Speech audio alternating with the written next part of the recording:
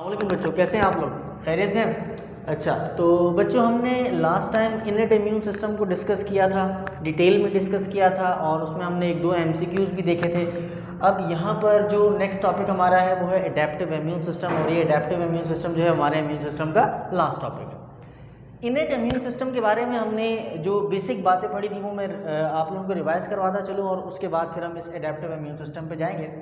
देखिए, इनेट immune system में 2 lines of defences होते थे। फर्स्ट लाइन मैंने वहाँ पे मेंशन किया हुआ है। सेकंड लाइन ऑफ डिफेंस हमारा सेलुलर रिस्पॉन्स होता था और वो नॉन स्पेसिफिक होता था, ये स्पेसिफिक है। एडेप्टिव इम्यून सिस्टम स्पेसिफिक होता है और जो इनेट इम्यून सिस्टम था वो नॉन स्पेसिफिक था। मैंने आप लोगों को इसकी वजह भी बता दी थी कि नॉन स्पेसिफिक क्यों होता है और स्पेसिफिक क्यों होता है।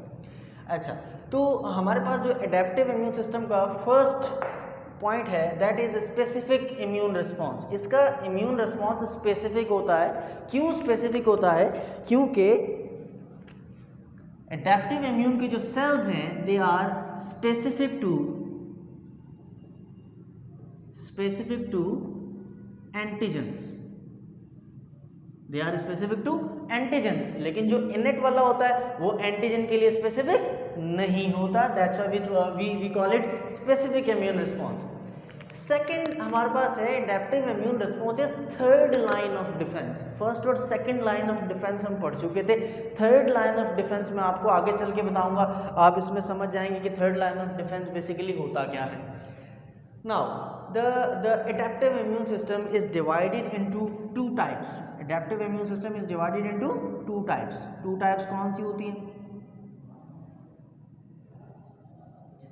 बच्चों? एक होता है सेल मेडिएटेड रिस्पॉन्स या फिर इम्यूनिटी, एक होता है ह्यूमरल इम्यूनिटी या फिर ह्यूमरल रिस्पॉन्स। मैं इसकी बेसिक बातें आपको बता दूं, मैं फिर एक्सप्लेन इसको वहां डायग्राम में करूंगा। जो सेल मेडिएटेड इम्यून सिस्टम होता है इसके अंदर आपका टी सेल इन्वॉल्व होता है। कौन सा सेल इन्वॉल्व होता है? टी सेल इन्वॉल्व होता है। जो ह्यूमरल इम्यूनिटी होती है इसके अंदर आपका कौन सा सेल इन्वॉल्व होता है? बी सेल इन्वॉल्व होता है। That is the very basic point. उसके बाद जो सेकेंड पॉइंट है दोनों का, that's the major difference basically.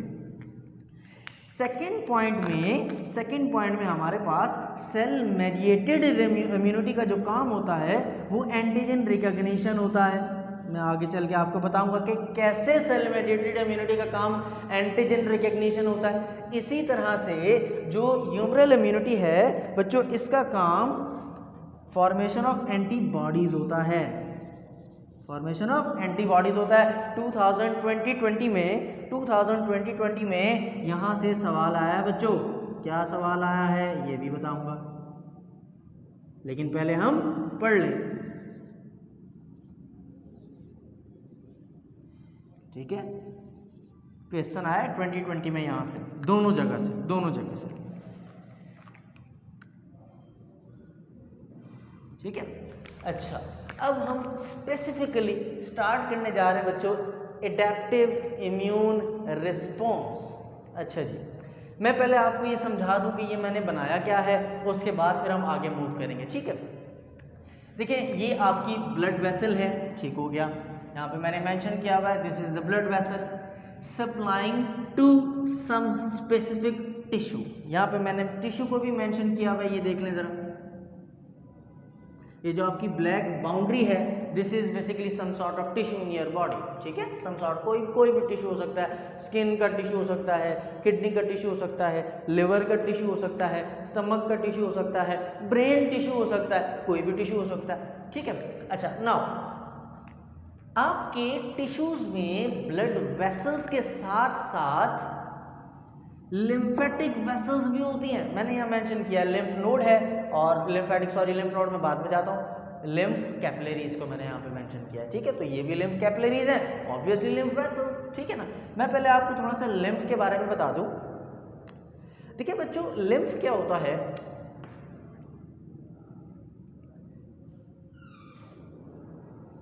ये लिम्फ कैपिलरीज है। Here comes the lymph, the great lymph vessel, the greater lymph vessel।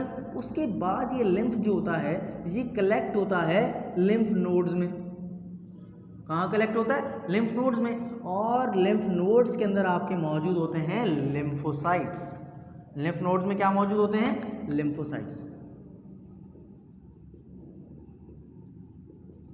Lymphocytes कहाँ होते हैं? लिम्फोसाइट्स कहाँ होते हैं? लिम्फ नोड में होते हैं। अच्छा, फिर उसके बाद ये लिम्फ यहाँ से कहाँ जाता है? यहाँ से ये चला जाता है वेना केवा में। वहाँ जाके दोबारा क्या हो जाता है? ड्रेन हो जाता है। वहाँ जाके क्या हो जाता है दोबारा बच्चों? ड्रेन हो जाता है। अच्छा, अब ड्रेन तो हो जाएगा, चला तो जाएगा, आएगा कहाँ से? आएगा कहाँ से? बेटा याद रखें, ब्लड वेसल के अंदर मौजूद दो चीज़ें होती हैं, एक सेल्यूलर पोर्शन होता है और एक फ्लूइड पोर्शन होता है। एक सेल्यूलर पोर्शन होता है और एक फ्लूइड पोर्शन होता है। सेल्यूलर पोर्शन में आपके आते हैं WBCs और RBCs। WBCs और RBCs आते हैं, ठीक है। और जो फ्लूइड पोर्शन होता है इसे हम कहते हैं प्लाज्मा। इसे हम क्या कहते हैं? प्लाज्मा। इस प्लाज्मा में क्या आता है? वाटर आता है, प्रोटीन आ सकता है, सॉल्ट्स आ सकते हैं, आयंस आ सकते हैं, सारा का सारा क्या ये? प्लाज्मा। ठीक हो गया, फ्लूइड पोर्शन इज प्लाज्मा। अब जो लिम्फ होता है, जो लिम्फ होता है वो कैसे बनता है? बनता कैसे? मैं अभी आपको नहीं बता रहा, मैं अभी आपको सिर्फ इतना बता रहा हूँ कि ये आता कहाँ से। Lymph is a small part of plasma. Lymph is a small part of plasma. Lymph is a small part of plasma. ये प्लाज्मा से कैसे आता है ये मैं आपको जब लिम्फेटिक सिस्टम पढ़ाऊंगा तो फिर मैं आपको बता दूंगा कि ये किस तरह से आता है, ठीक है। अगर अभी मैं जाऊंगा तो अभी जो है वो लेट हो जाएगा। अच्छा, अब ये जो लिम्फ है इसके अंदर लिम्फोसाइट्स मौजूद हैं। लिम्फोसाइट्स कहाँ पे रहते? कहाँ पे हैं लिम्फोसाइट्स? लिम्फ नोड में रहते हैं। लिम्फोसाइट्स कहाँ रहते हैं बच्चों? लिम्फ नोड्स के अंदर रहते हैं। ये बात याद रखिएगा। अब मैं आपको लेके चलता हूँ, डायग्राम समझ में आ गई? अच्छा, ये वेना केवा में जाके ड्रेन हो जाएगा। ये देखिए मैंने इसको वेना केवा में ड्रेन करवाया हुआ है यहाँ पर, ठीक है ना। ये टिश्यू से आया और लिम्फ नोड में आया। लिम्फ नोड के बाद ये लिम्फ वेसल से लिम्फेटिक कैपिलरीज, और लिम्फेटिक कैपिलरीज के बाद ये कहाँ जा रहा है? बोलो, वेना केवा में जा रहा है, ठीक है। ड्रेन हो जाएगा वापस ब्लड में जाके। वापस कहाँ ड्रेन हो जाएगा बच्चों? देखिए, कॉन्सेप्ट आपने बनाना है, कॉन्सेप्ट आपने बनाना है, आपने इसको मिक्सअप नहीं करना, बिल्कुल जेन्युइन कॉन्सेप्ट है। लिम्फेटिक सिस्टम बनता कहाँ से? लिम्फ बनता कहाँ से? ब्लड का जो प्लाज्मा है उसका एक छोटा सा पोर्शन है, उसका एक छोटा सा पार्ट है। ये लिम्फ प्लाज्मा के छोटे से पार्ट को, जिसे हमने लिम्फ का नाम दिया बेसिकली, फिर लिम्फ कहाँ जाता है? लिम्फ की अपनी कैपिलरीज, अपनी वेसल्स होती हैं जिन्हें हम लिम्फ वेसल्स कहते हैं, ब्लड वेसल्स नहीं कहते। फिर ये लिम्फ वहाँ से ड्रेन होता है लिम्फोसाइट्स लिम्फ नोड में जाता है जहाँ लिम्फोसाइट्स मौजूद होते हैं। उसके बाद ये दोबारा कहाँ ड्रेन हो जाता है? वेना केवा में। वेना केवा इसको ब्लड से दोबारा ले जाती है, फिर स्पेसिफिक टिश्यू में जाके वापस ये ड्रेन हो जाता है और वापस इस तरह साइकिल चलता रहता है। अच्छा जी, अब हम जाते हैं अपने इम्यून सिस्टम की तरफ। देखिए जनाब, ये बैक्टीरिया मौजूद हैं यहाँ पर, the very dangerous bacteria staying outside our first line of defense, staying outside our first line of defense। मैं कहता हूं कि जनाब इसने हमारा first line of defence cross कर लिया, इसने हमारा first line of defence cross कर लिया, ठीक है ना। अच्छा, क्रॉस कर लिया। अब मैंने आपको ये भी बताया था कि इसकी जो बॉडी है उसके ऊपर क्या होती हैं? एंटीजेंस होती हैं। क्या होती हैं? एंटीजेंस होती हैं।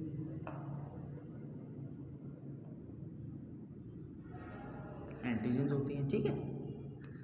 अच्छा, अब ये बैक्टीरिया आ जाएगा, ठीक है ना, आ जाएगा, अंदर आया।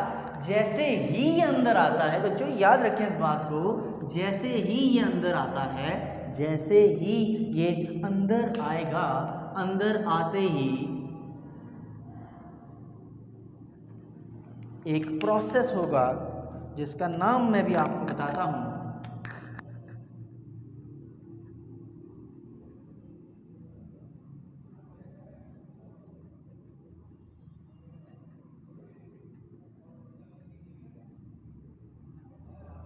ठीक है ना। मैं यहाँ पे 2 एंटीजन बना देता हूँ उसके साथ, ठीक है, 2 एंटीजन बना देता हूँ। अच्छा, जैसे ये अंदर आता है बच्चों, जैसे ही ये अंदर आता है, अंदर आने के बाद ये आहिस्ता आहिस्ता परेशान होना शुरू हो जाता है। उसकी वजह क्या है? उसकी वजह ये है कि आपके टिश्यूज़ के अंदर बच्चों, ये मैंने एक किंग सेल बिठाया हुआ है, ये मैंने एक किंग सेल बिठाया हुआ है। इस किंग सेल का नाम होता है बच्चों, इस किंग सेल का नाम होता है मास्ट सेल। इस किंग सेल का क्या नाम होता है? Mast cell. Mast cell, this is the king cell. What does it do? Mast cell क्या करता है? जैसे ही बैक्टीरिया टिश्यू के अंदर आता है तो मास्ट सेल एक सब्सटेंस रिलीज करता है। मास्ट सेल एक सब्सटेंस रिलीज करता है जिसका नाम होता है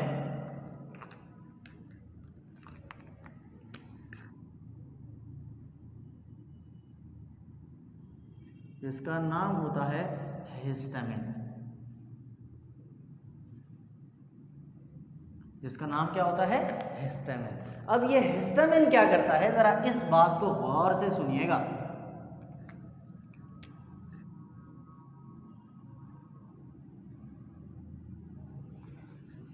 क्या हो गया? हिस्टामिन,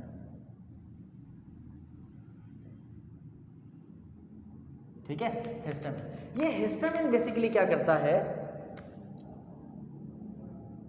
इसके बहुत सारे काम, इसके कितने काम है? बहुत सारे काम। मैं इसको यहाँ पे सेपरेटली मैं इसको डिस्क्राइब करता हूँ। देखिए, बैक्टीरिया आएगा अंदर तो बैक्टीरिया सेल्स को डैमेज करने शुरू करेगा, ठीक है ना। मास्ट सेल एक्टिव होंगे, मास्ट सेल जब एक्टिव होंगे तो मास्ट सेल क्या रिलीज करेंगे? हिस्टामिन रिलीज करेंगे। अब हिस्टामिन क्या करता है, जरा इस चीज को समझ लीजिएगा।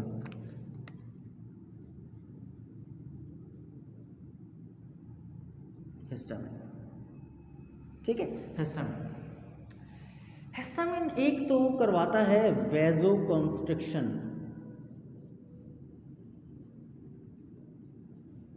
क्या करवाता है ये? वेजोकंस्ट्रिक्शन।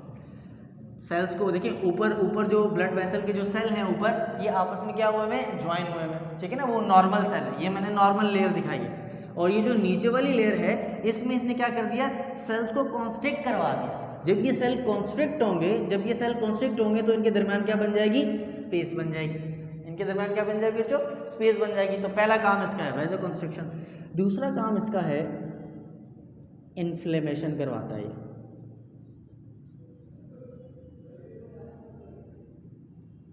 इन्फ्लेमेशन करवाता है। अब इन्फ्लेमेशन आप किसे कहते हैं बच्चों? 5 साइन होते हैं इन्फ्लेमेशन के। कितने साइन होते हैं? 5 साइंस होते हैं इन्फ्लेमेशन के। कौन कौन से होते हैं 5 साइंस? पहला, रेडनेस, वो जगह रेड होना शुरू हो जाएगी। दूसरा साइन होता है पेन। तीसरा साइन होता है फीवर। चौथा साइन होता है फीवर। चौथा साइन होता है स्वेलिंग।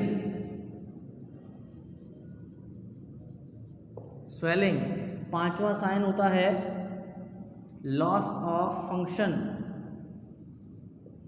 ऑफ दैट एरिया जहां पर इन्फ्लेमेशन हुआ है, ठीक है। अब ये 5 साइन क्यों होते हैं, जरा ये बात सुन लीजिएगा। रेडनेस क्यों हो रही है? रेडनेस की वजह क्या है? बैक्टीरिया आया, बैक्टीरिया ने सेल को डैमेज किया।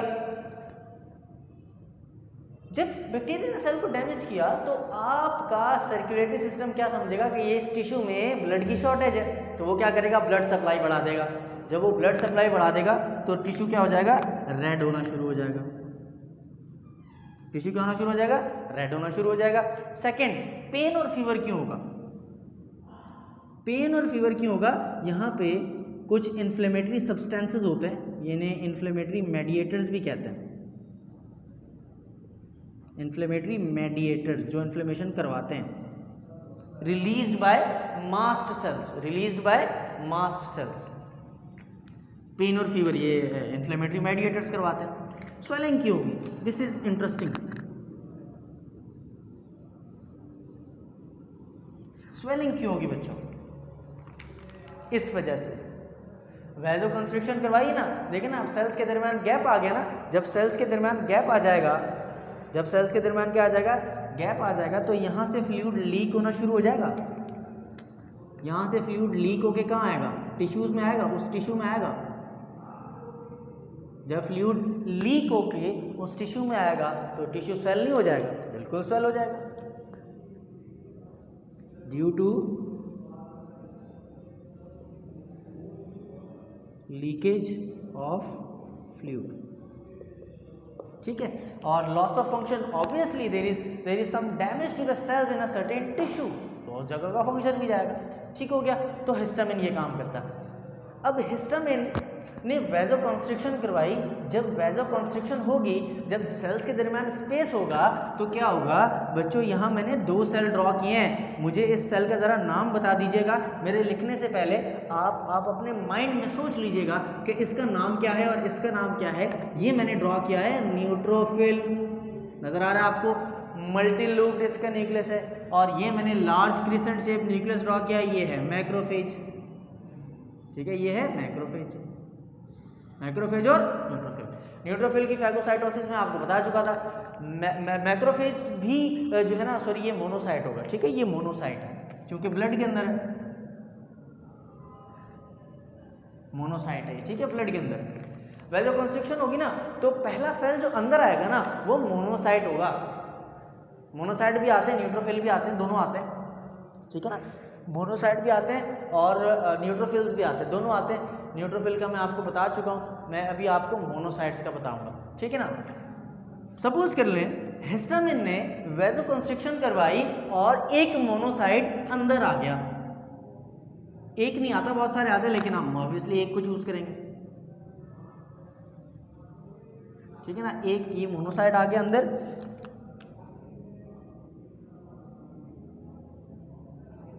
now this monocyte will enlarge, अपना साइज बड़ा करेगा और क्या बन जाएगा, मैक्रोफेज बन जाएगा। क्या बन जाएगा बच्चों, मैक्रोफेज बन जाएगा। क्रिसेंट शेप लार्ज न्यूक्लियस,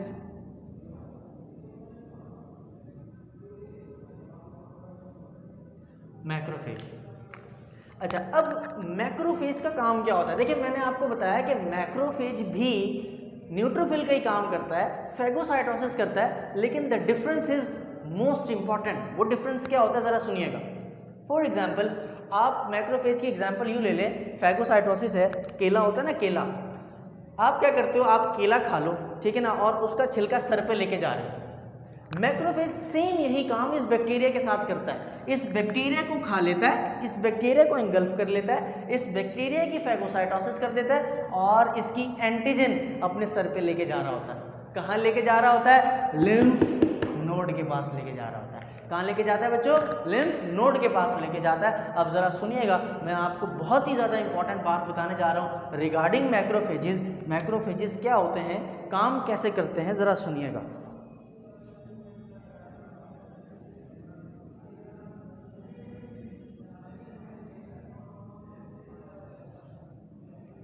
अच्छा जी, देखिए, मैं यहाँ पे एक मैक्रोफेज ड्रॉ करता हूँ। ठीक है, मैं यहाँ पे एक मैक्रोफेज ड्रॉ करता हूँ। ये मैंने एक मैक्रोफेज ड्रॉ किया और ये मैंने इसका बहुत ही खूबसूरत सा न्यूक्लियस बना दिया। ठीक है, अब इसको मैं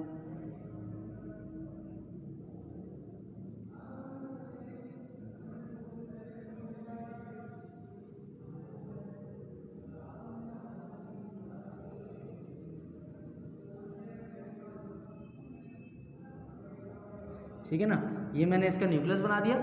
देखिए, मैक्रोफेज के पास 2 रिसेप्टर्स होते हैं, एक प्रोटीन होता है और एक रिसेप्टर होता है। ये क्या करता है, ये इसका रिसेप्टर था, ठीक है ना। ये सबसे पहला काम जो करता है, ये सबसे पहला काम बैक्टीरियल एंटीजन को कैरी करता है। बैक्टीरियल एंटीजन को क्या करता है, मैंने वहाँ बैक्टीरियल एंटीजन ग्रीन से बनाया तो मैं यहाँ पे ग्रीन से ड्रॉ कर देता हूँ। ये क्या करता है, बैक्टीरियल एंटीजन को कैरी करता है।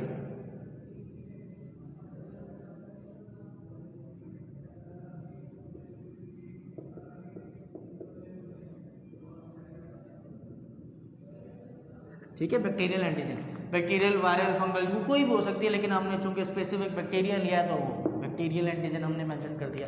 दूसरी चीज़ जो बच्चों इसके पास होती है, the most important thing is a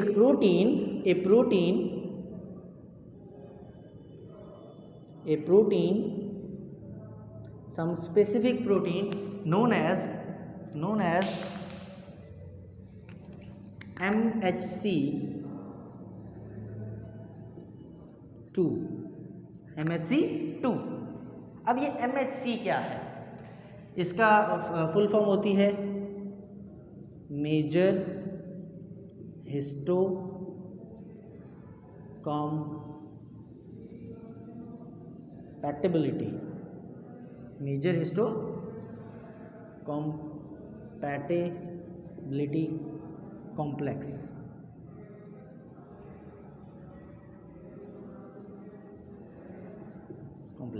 इसकी 2 टाइप्स होती है, एक 1 होती है और एक 2 होती है। जो 2 होती है वो मैक्रोफेज के ऊपर होती है, जो 1 होती है वो बाकी तमाम बॉडी सेल्स के ऊपर होती है। ठीक है, MHC2 आप ये ना याद रखें, आप जैसे याद रखेंगे भाई मैक्रोफेज जो होता है इसके पास क्लास 2 ही होती है। ठीक है, इसके पास क्लास 2 होती है।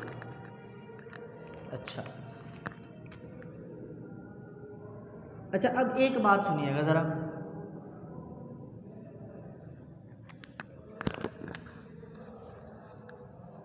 ये मैक्रोफेज का स्ट्रक्चर है। ठीक है ना, ये मैक्रोफेज का स्ट्रक्चर है।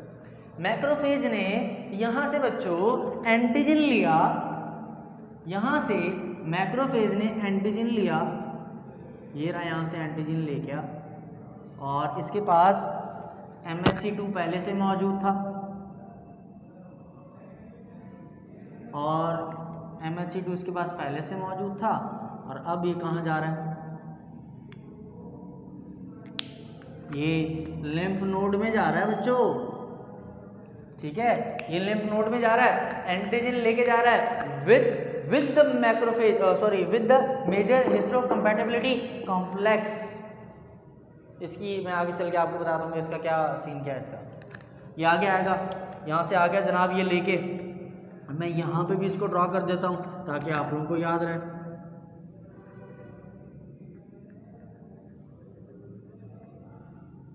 ठीक है, दिस थिंग, और हियर कम्स द न्यूक्लियस।